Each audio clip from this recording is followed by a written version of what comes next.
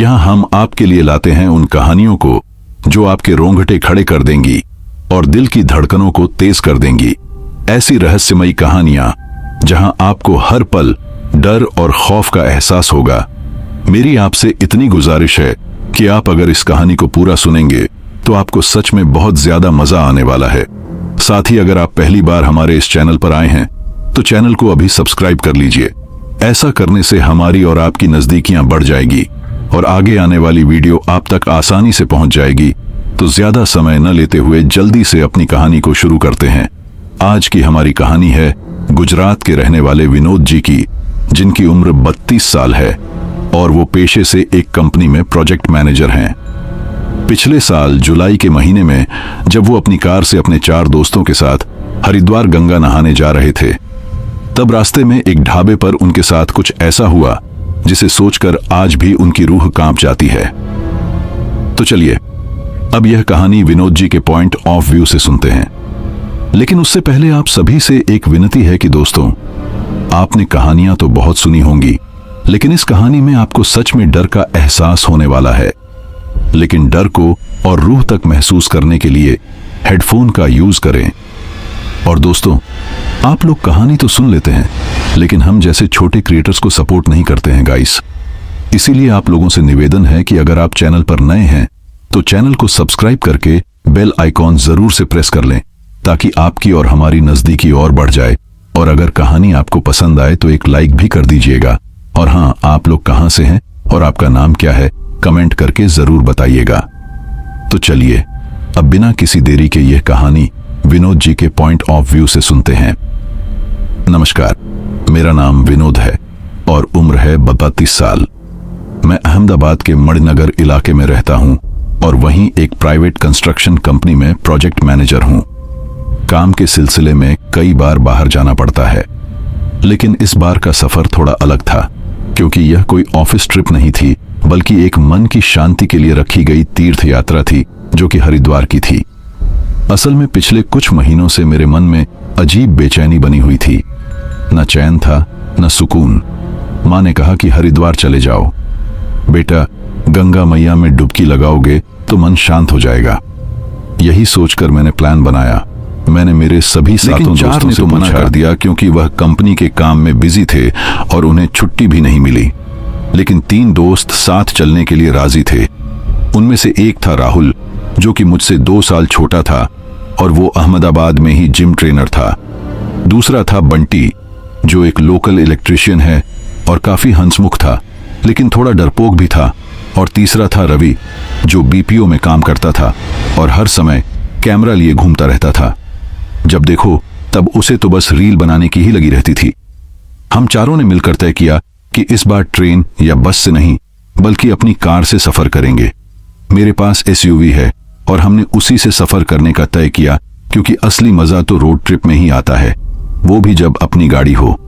अहमदाबाद से हरिद्वार तक का करीब 1200 किमी का सफर था, इसीलिए हमने 3 दिन पहले ही निकलने का प्लान बनाया। रास्ते में कुछ छोटे स्टॉप रखे जहां आराम भी कर सकें और खाने पीने का भी इंतजाम हो। 27 जुलाई की दोपहर को हमने अहमदाबाद से निकलने का तय किया। सामान पहले ही पैक हो चुका था।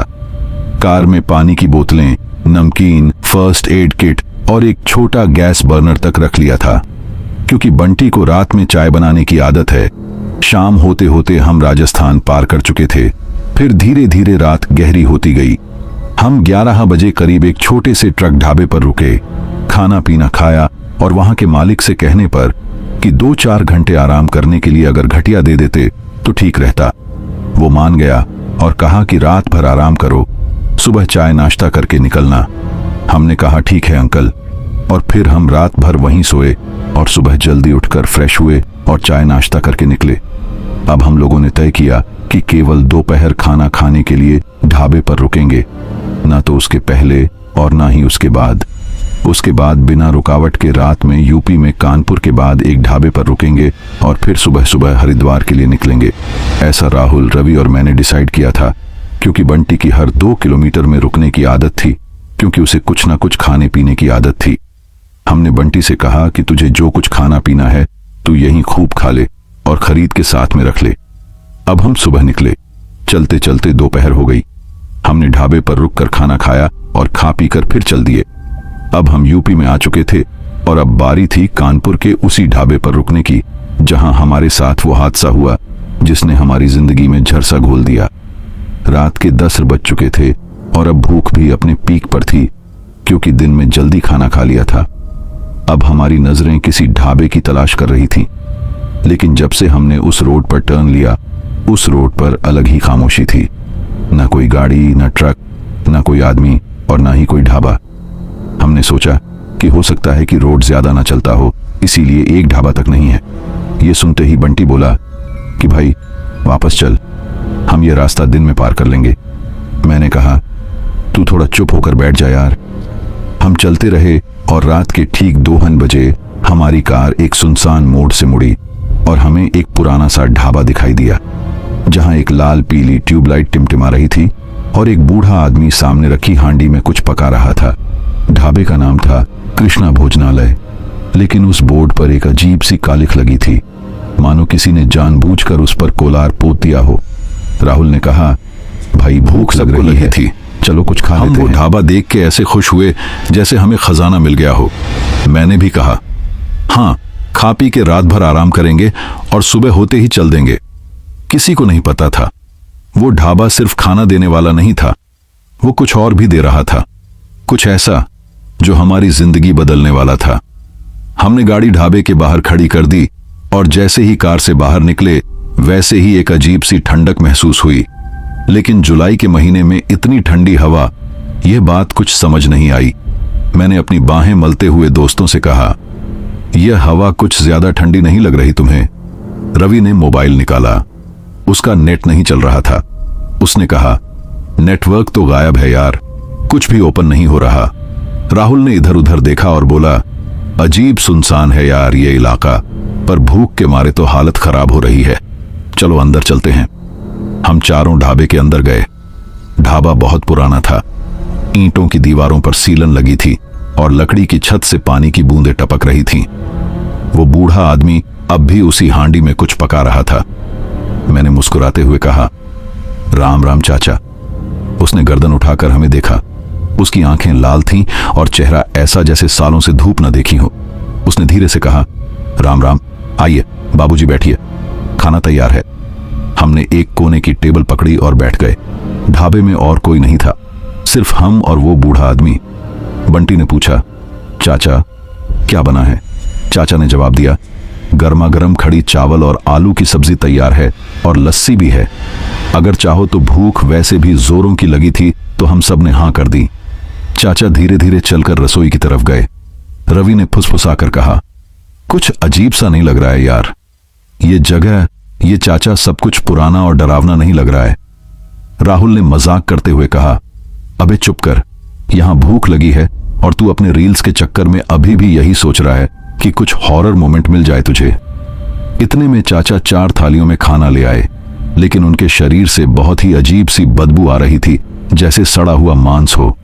लेकिन खाना देखकर थोड़ी राहत मिली, गर्मा गर्म सौदी खुशबू और स्वाद भी एकदम देसी। मैंने कहा वाह चाचा, खाना तो लाजवाब है। लेकिन चाचा मुस्कुराए नहीं, बस गर्दन झुकाकर वापस चला गए, जो कि थोड़ा अजीब लगा, जैसे मेरी तारीफ से कुछ खास असर नहीं पड़ा।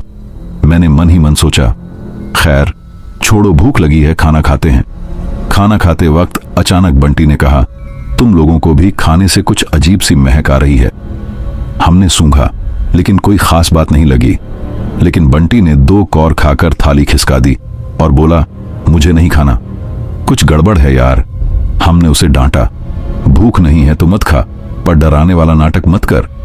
लेकिन उसकी यह बात सोचने पर मजबूर कर रही थी, क्योंकि बिल्कुल भी भूखा न रहने वाला आदमी आज केवल महक की वजह से थाली छोड़कर उठ गया। रवि ने कहा मैं तो वीडियो बना रहा हूं, ये लो एकदम रात 2 बजे का टेड ढाबा, खड़ी चावल स्पेशल। और वो हंस पड़ा। हम बाकी तीनों ने खाना खत्म किया। बंटी बाहर चला गया था हाथ मुंह धोने। तभी अचानक ढाबे के पीछे से कोई बच्चा दौड़ता हुआ आया और ढाबे के अंदर चला गया। हम सब चौंक गए। बच्चा, और वह भी इतनी रात को, इतने सुनसान इलाके में जहां एक परिंदा तक नहीं है। मैं उठकर बाहर गया और बंटी से पूछा बंटी तूने देखा क्या? कोई बच्चा गया अंदर? उसने सिर हिलाया। नहीं यार, मैंने कुछ नहीं देखा। मैं वापस आया तो रवि खड़ा था और उसका चेहरा पीला पड़ गया था। उसने कहा, विनोद, वो बच्चा दिखा मुझ पर, उसका चेहरा नहीं था। मैंने पूछा, मतलब? उसने धीरे से कहा, उसका चेहरा ही नहीं था, खाली एकदम सफेद। हम सब सहम गए। राहुल बोला, अबे पागल हो गया है तू? रवि कांप रहा था। उसने कैमरा दिखाया, लेकिन वीडियो में कुछ नहीं था, सिर्फ हल्की सी परछाई सी कुछ, पर बच्चा नहीं। मैंने कहा, भूत वूत कुछ नहीं होता यार, चलो अब पैसे देकर निकलते हैं। बंटी ने कहा, हाँ चलो जल्दी निकलते हैं। मुझे भी कुछ ठीक नहीं लग रहा है। हम चाचा के पास पहुंचे जहां वो खाना बना रहे थे, लेकिन चाचा वहां नहीं थे और पूरी जगह एकदम खामोश थी। ढाबा जो कुछ मिनट पहले गर्म और सजीव लग रहा था, अब वो वीरान सा लग रहा था। हमने आवाज लगाई, चाचा पैसे लेने आओ, लेकिन कोई जवाब नहीं। राहुल ने कहा, चलो टेबल पर पैसे रख देते हैं और निकलते हैं, माहौल ठीक नहीं लग रहा। मैंने हाँ में सिर हिलाया। जैसे ही हम कार के पास पहुंचे, वैसे ही ढाबे की लाइटें एकदम बुझ गईं। वहां अब अंधेरा, घुप अंधेरा हो चुका था। बंटी चिल्लाया, भागो यार, भागो यहां से। हम सब दौड़कर कार में घुसे। मैंने चाबी घुमाई, लेकिन कार स्टार्ट ही नहीं हो रही थी। 3 बार कोशिश की, लेकिन इंजन खड़खड़ाया और वापस चुप हो गया। रवि पीछे मुड़ा और चिल्लाया, देखो वो बच्चा फिर से आ गया। हमने मुड़कर देखा, एक छोटा बच्चा वहीं बिना चेहरे वाला कार के ठीक पीछे खड़ा था। हाथ में एक टूटी हुई गुड़िया थी। वो हमें देख रहा था, या शायद नहीं भी, क्योंकि चेहरा तो था ही नहीं उसका। बंटी बेहोश हो गया। रवि दरवाजा खोलकर भागा, लेकिन जैसे ही उसने ढाबे की तरफ कदम बढ़ाया, ढाबा गायब हो गया, जैसे ढाबा कभी वहां था ही नहीं। हाँ, एकदम गायब। वहां बस खुला मैदान, घास और कुछ नहीं था। राहुल और मैं एक दूसरे को देखकर कांपने लगे। ये क्या था यार, ये क्या है? हमने बंटी को उठाया, पानी डाला, उसे होश में लाए, लेकिन वो चीख रहा था, वो मुझे ले जाएगा, मैंने देखा है उसे। उसने कहा था कि तुम सब यहीं रह जाओगे, वो अब हमें यहां से जाने नहीं देगा। रवि वापस आया और बोला, वो बच्चा चला गया, पर वहां कुछ था। वहां एक कब्र थी यार, और उस पर हमारा नाम लिखा था, विनोद, राहुल, रवि, बंटी। मैंने कहा, तू पागल हो गया है क्या? उसने कहा, नहीं यार, मैं सच कह रहा हूं, तू खुद चल के देख ले। मैंने बंटी से कहा कि तू कार में ही बैठना। नहीं, मैं भी तुम्हारे साथ आते हैं। उसने कहा, अकेले नहीं रहूंगा। मैंने कहा, ठीक है चल। मैं, बंटी और राहुल उसके साथ गए। जहां ढाबा था, वहां सिर्फ एक पुरानी टूटी हुई कब्र थी, और उस पर धुंधले अक्षरों में लिखा था, यहां वो 4 लोग सोते हैं जो भूख के मारे मौत का खाना खा बैठे। हम तीनों, मैं, राहुल और बंटी, उस पुरानी टूटी कब्र को देख रहे थे, और रवि वहीं घुटनों के बल बैठा हुआ था। हवा में अजीब सी गंध थी, जैसे पुराने खून और गले सड़े फूलों की मिलीजुली बदबू। कब्र पर लिखे शब्द अब पहले से ज्यादा साफ दिख रहे थे, जैसे किसी ने अभी अभी कुरेदे हों। यहां वो 4 लोग सोते हैं जो भूख के मारे मौत का खाना खा बैठे। राहुल कांपती आवाज में बोला, हमारे नाम। यह पहले तो इतने साफ नहीं थे। रवि धीरे से बोला, उसने कहा था जो खाना खाएगा वो यहीं रहेगा। उसने कहा था। बंटी की हालत सबसे ज्यादा खराब थी। उसका चेहरा सफेद पड़ गया था और वह मेरी बाहों को जकड़े हुए बोल रहा था, हमें यहां से भागना है विनोद, अभी इसी वक्त, नहीं तो कुछ बहुत बुरा हो जाएगा। मैंने बंटी को कसकर पकड़ा और बोला, चल वापस गाड़ी के पास चलते हैं, देखते हैं अब स्टार्ट होती है या नहीं। हम चारों तेजी से वापस गाड़ी की तरफ भागे, लेकिन वो जगह अब वैसी नहीं रह गई थी। कार वहीं खड़ी थी, पर अब उसके चारों तरफ गाड़ी धुंध छा चुकी थी, और वो बूढ़ा आदमी जो ढाबे पर था अब कार के बोनट पर बैठा हुआ था, चेहरा झुका हुआ, बाल बिखरे हुए, और उसकी आंखें अब पूरी तरह काली हो चुकी थीं। हम सब वहीं रुक गए। मेरे पैर वहीं जम गए थे जैसे किसी ने जमीन में गाड़ दिए हों। रवि ने कैमरा निकाला, पर स्क्रीन काली थी। बंटी पीछे हटने लगा, लेकिन वो बूढ़ा आदमी धीरे से मुस्कुराया और बोला, जा रहे हो, पेट तो भर गया ना? उसकी आवाज में अब इंसानीपन नहीं था, बल्कि एक कर्कश गूंज थी, जैसे किसी गुफा के भीतर से आ रही हो। उसके होठों से टपकता लाल खून जैसा लिक्विड साफ दिख रहा था। वो धीरे धीरे बोनट से उठा और चलकर हमारी तरफ बढ़ने लगा। हमने पलटकर दौड़ लगाई, अंधेरे में बिना दिशा देखे हम भागते रहे। पीछे से किसी की सीटी सुनाई दे रही थी। हाँ, सीटी, लेकिन वो इंसान ही नहीं थी। एकदम बेसुरी, और वो हवा में फैल रही थी जैसे किसी आत्मा की हंसी। राहुल गिर गया। मैंने और रवि ने उसे उठाया। तभी एक पेड़ की ओंठ से वही बच्चा बिना चेहरे वाला हमारी तरफ भागता हुआ आया। उसकी टूटी हुई गुड़िया अब हंस रही थी। हाँ, गुड़िया हंस रही थी। गुड़िया की आंखों से खून बह रहा था। राहुल ने चिल्लाकर कहा, यह सपना है, सपना है ये। मैंने उसे जोर से थप्पड़ मारा और कहा, सपना नहीं है बे, देख अपनी सांसों की धड़कन, ये असलियत है। हम जैसे तैसे उस कच्चे रास्ते से भागते हुए किसी पक्की सड़क पर निकल आए और तभी अचानक हमारे मोबाइल में नेटवर्क आ गया। रवि ने जीपीएस खोला। हम कानपुर से करीब 8 किमी दूर थे, लेकिन सबसे बड़ी बात यह थी उस जगह का नाम कुछ और ही था, भूत गांव। लेकिन मैंने यह नाम पहले कभी नहीं सुना था। तभी एक ऑटो वाला सामने से आता हुआ दिखाई दिया और हमने उसे रोकने की कोशिश की। उसने गाड़ी रोक दी, लेकिन जैसे ही हमने उससे कृष्णा भोजनालय का नाम लिया, उसके चेहरे का रंग उड़ गया। उसने कहा, उधर मत जाना साहब, वहां 20 साल पहले एक ढाबा था जिसमें 4 लोग एक ही रात में मर गए थे और तब से वह जगह शापित मानी जाती है। ऐसा कहते हैं कि वो ढाबा आज भी रात में खुलता है और जो वहां खाना खाता है वो वहीं उनका साथी बन जाता है। कहीं आप भी तो हम सब एक दूसरे की तरफ देखने लगे जैसे वक्त वहीं रुक गया हो। हमने ऑटो वाले से कहा कि हमें किसी होटल तक छोड़ दें और किसी भी कीमत पर वापस उस रास्ते पर नहीं जाना है। उसने कहा, क्या आपने वो खाना खाया है? हमारी खामोशी देखकर वह सब समझ गया और कहा, साहब, जो आपने खाना खाया वो खाना नहीं बल्कि मरे हुए इंसान का गोश्त था। उसकी यह बात सुनते ही हम सन्न रह गए, लेकिन मैंने कांपते हुए कहा, लेकिन खाते टाइम ऐसा कुछ भी नहीं लगा। उसने कहा, वो सब इल्यूजन था, आप उसके बनाए हुए जाल में फंस चुके थे। फिर उसने पूछा कि आप लोग कहां से आए हैं, तो हमने सारी बातें बताई और कहा, लेकिन हमारी कार तो वहीं रह गई। उसने कहा, अब आप गाड़ी भूल जाइए क्योंकि वह नष्ट हो चुकी होगी और आप मेरे घर चलिए। आप लोग अब सुरक्षित हैं, लेकिन आपने जो खाया है उसके लिए आपका शुद्धिकरण करना जरूरी है। हम उसके घर गए, जैसे तैसे रात गुजारी और सुबह होते ही हम हरिद्वार के लिए पैदल निकल पड़े। 3 दिन तक पैदल चलने के बाद हम किसी तरह हरिद्वार पहुंचे। न कैमरा, न कपड़े, न गाड़ी, बस अपनी जिंदगी लेकर पहुंचे थे। रवि अब भी कभी कभी बड़बड़ाता है। वो बच्चा अभी भी देख रहा है मुझे। बंटी ने कसम खा ली है कि वो अब कभी रात को किसी ढाबे पर नहीं रुकेगा। राहुल ने जिम छोड़ दिया, अब ध्यान और साधना करने लगा है। और मैंने माँ के कहने पर गंगा में डुबकी तो लगाई, लेकिन वह बेचैनी अब भी है। शायद पहले से ज्यादा बढ़ गई है, क्योंकि अब मुझे सिर्फ बेचैनी नहीं रहती, मुझे हर रात उस बूढ़े आदमी की सीटी सुनाई देती है।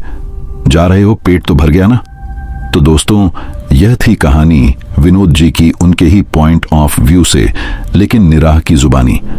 दोस्तों, आपको यह कहानी कैसी लगी और आप अगली कहानी किस टॉपिक के ऊपर चाहते हैं, कमेंट करके जरूर बताइएगा। और अगर आपके साथ कुछ ऐसा घटित हुआ है जो आप पूरी दुनिया तक पहुंचाना चाहते हैं, तो आप मुझे इंस्टाग्राम में डीएम कर सकते हैं और आपके साथ हुए उस वाक्य को मुझसे शेयर कर सकते हैं। मैं दुनिया तक आपकी कहानी पहुंचाऊंगा। मिलते हैं एक और अगली दिल दहला देने वाली कहानी में।